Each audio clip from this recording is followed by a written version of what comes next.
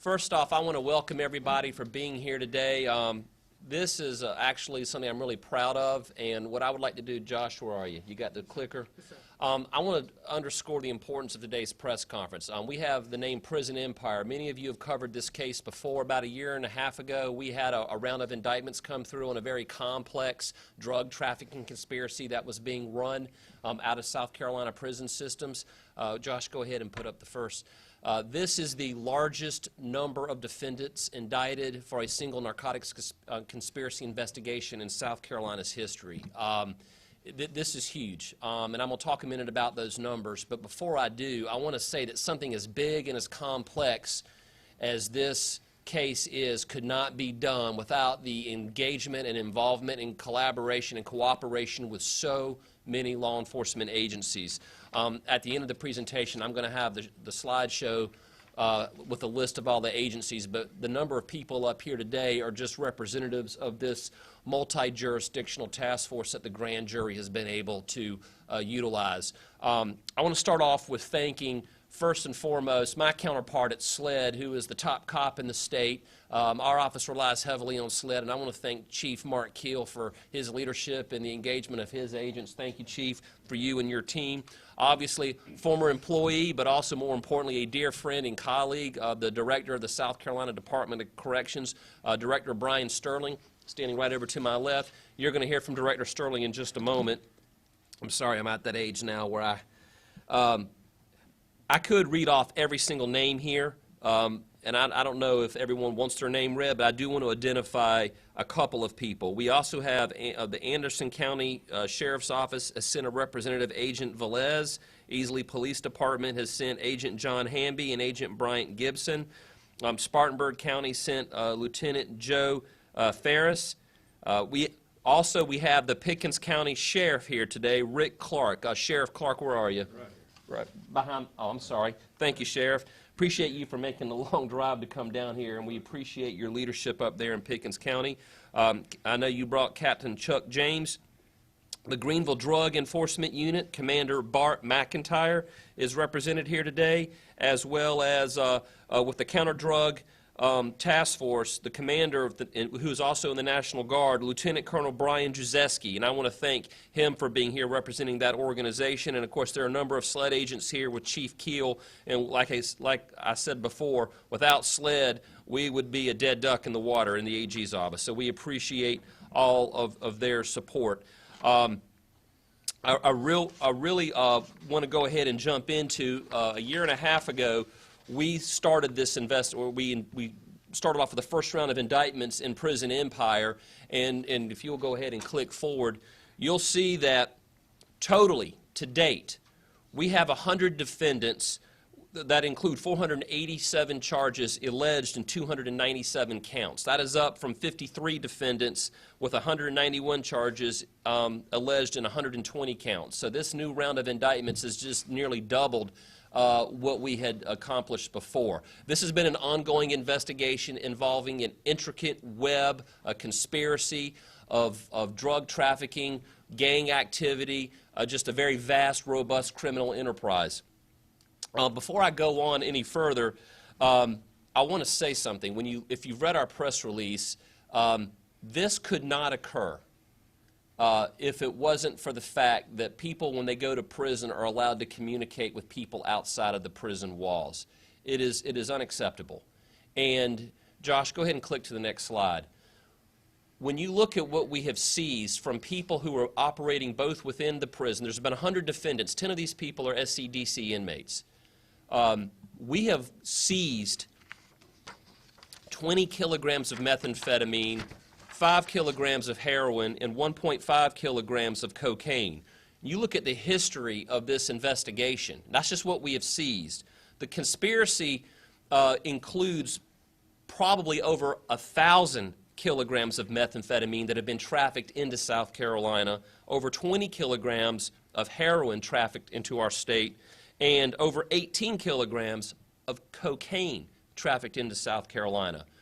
We seized 82 firearms, and again, like I said earlier, a number of these defendants are in the Department of Corrections.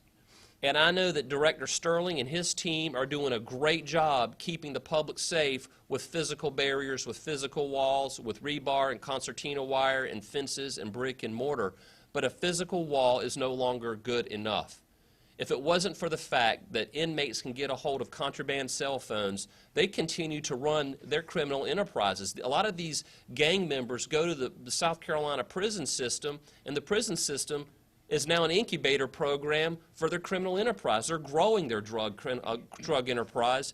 And so prosecuting these folks and indicting them is not a deterrent to stopping them from conducting these large, massive scale, complex criminal enterprises, these drug trafficking criminal enterprises. And again, it's no fault of the Department of Corrections. Director Sterling and his team have worked very, very hard to keep people safe and to keep these folks inside. But when you can't jam the cell phones, when you can't put up, then the technology exists. We just got to have the approval of the federal government to be able to do it. But until we can do that, we're going to continue to deal with this type of issue in South Carolina. Again, massive, massive amounts of drugs are pouring in to the state of South Carolina. Again, you see the numbers up here on the screen with the amount of drugs coming in. I want you to look at the numbers of the law enforcement agencies that are collaborating and coordinating with the state grand jury here in the Attorney General's office. That's a list of them up there, and I'll put their names up on the slide because, and you see the men and women up here today. I want you to understand that we're out there working hard to investigate these cases, to catch these crimes, to prosecute these crimes, and to keep these people in jail. There are 2 people in the list of 100 defendants who were seeking life without parole sentences, and these are from cases, from other grand jury cases unrelated to this. These are people who were getting hit on 2 strikes, 3 strikes. They were busted in other cases. They're still in prison. They don't care. This isn't stopping them. And that is why I'm calling on our friends in the federal delegation of South Carolina to do everything that they can to help us change federal regulations that prohibit us from jamming cell phones. And I know that Director Sterling will have a little bit more to say about that in just a moment. I would also like for you to look at a list of the crimes that you will find over my right shoulder on the screen up here. Obviously, you have a lot of trafficking cases, trafficking meth, heroin, cocaine, distribution of controlled substances. You've got burglary, kidnapping, possession cases, conspiracy, assault and battery, and it goes on and on and on. There are nearly 20 crimes listed up here that were wrapped up into this Prison Empire state grand jury case. Again, enough is enough. Enough. And again, until we can jam these cell phones, we're not going to be able to effectively stem the tide of drugs pouring into South Carolina. It's not just the drugs, it's all the other crimes that come along with it. Like I said, burglary and kidnapping were crimes that were committed on people on the outside because they were interfering with this conspiracy. So again, as complex as it is, we could not have been as successful in stopping this stuff from occurring. Now I want to emphasize one other thing. Until these people are convicted in the court of law, they are presumed innocent. So we're going to give them that presumption. But at the end of the day, you got one screen that is streaming and scrolling pictures of all the drugs coming in, and you got another screen that's showing the list of crimes that are being committed. And until we have cooperation from the federal side, it's just going to be incredibly difficult. We can continue to investigate and prosecute, but until we're able to jam those cell phones, these gangs and a lot of these inmates are going to continue to conduct their illicit criminal enterprises outside the office, outside the prison system. Now I'd like to call on Director Brian Sterling to give him an opportunity to come up here and address you. Thank you, General. Thank you for your support on this very important issue. I'm Brian Sterling, Director of South Carolina Department of Corrections. December of last year, we had the largest RICO case in state history, which was brought by the federal government. Sprawling criminal enterprise where 4 inmates were charged using cell phones to orchestrate murder, kidnapping, firearms distribution, and run an international drug operation. 40 total people were indicted. Today, Prison Empire is the largest narcotics ring investigation in the history. 100 people indicted, 6 inmates. Indictments allege drug ring was run from inside the prison with gang involvement, ties to international drug dealers, and also an allegation of someone working in a law firm to smuggle drugs. The inmates that are involved in this matter had a combined 39 cell phone or social media charges against them while they were incarcerated. Since 2015, the department has found over 31,000 cell phones or accessories. This just has to stop. My grandfather was a policeman. My great-grandfather was a policeman. When they would arrest people, they knew those folks were going to prison, and they were likely not going to be able to harm anybody and re-victimize people out in society. Unfortunately, because of technology and this device right here, that's no longer the case. As you see with these indictments and what General Wilson said, they can go to prison, we can indict these folks, and the folks standing behind me can no longer feel that once they put someone behind bars, they are not going to be able to continue to commit crimes. We've asked the FCC to interpret the law. The law says a legal signal cannot be blocked. I would make the argument this is not a legal signal. This is an illegal signal for illegal purposes, as we see today. If you look at all those crimes that are up there, think of how many people's lives have been ruined. Think of the families that have been ruined. Think of the people that have been victimized. Think of the houses that have been broken into. It just has to stop.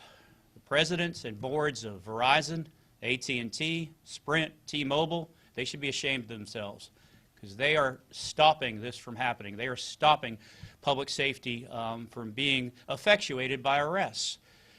We need to have a hearing in Congress so the prison systems across this country can tell Congress exactly what's going on. We can tell them that these phones are harming their citizens, harming their voters, and I want to hear the other side get up, hold their hand up, swear in a Bible, and swear to tell the truth, because I know it works.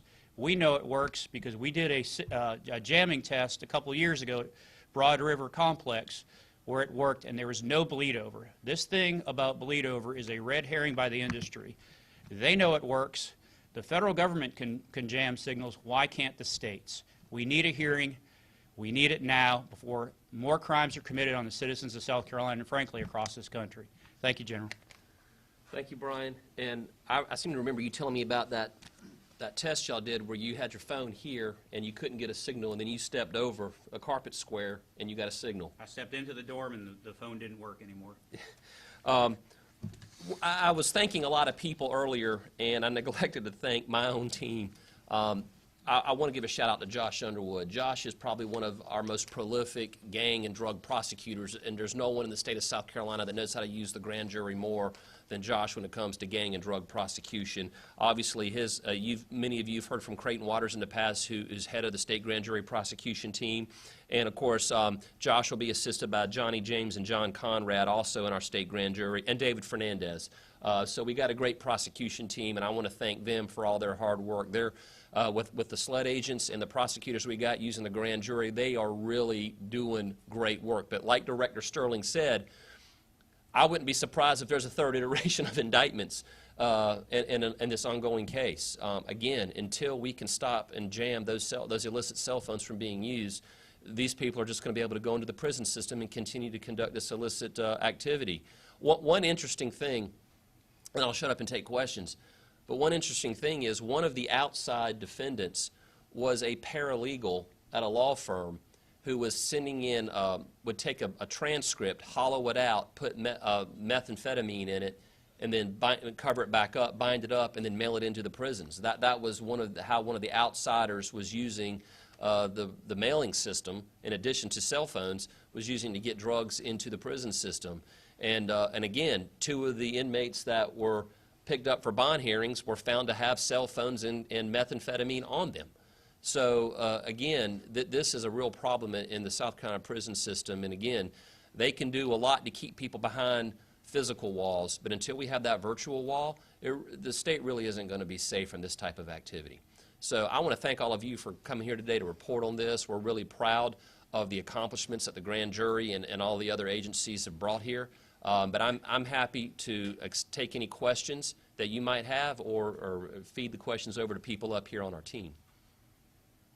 What do you think needs to be done? What do you think specifically you need to do maybe to advance this issue? Obviously, you said that the cell phone companies are fighting you guys on this tooth and nail. How can you get this out and try to, get it to Congress and advance this more? Well, I mean, that's a great question. I'm calling on the South Carolina delegation to Congress and the U.S. Senate and other members of Congress to, use their influence to do the right thing. Again, the technology is there and I understand, I agree with everything Director Sterling said, and I understand the industry's concern that they have raised, but we have proven time and time again that the technology is there to carve out a specific area, geographic location, and it doesn't bleed over and prevent other people in adjacent neighborhoods to prison systems from having their cell coverage disrupted. The technology is very precise. We can do this. We can do this. We should do this. I'm calling on Congress. I'm calling on federal regulators to do the right thing, and I'm calling on members of the telecom industry to, rethink their position. And again, I know a lot of these people. I've got nothing personally against them, but we just disagree on this one issue, and I really do believe they need to sit down with members of Congress and need to carve out an exception and allow these jammers to go into effect. Any other questions? I want to thank all of you for being here today and for covering this, and again, stay tuned. I'm sure there will be a lot more to come in the future. Thank you, and have a great day.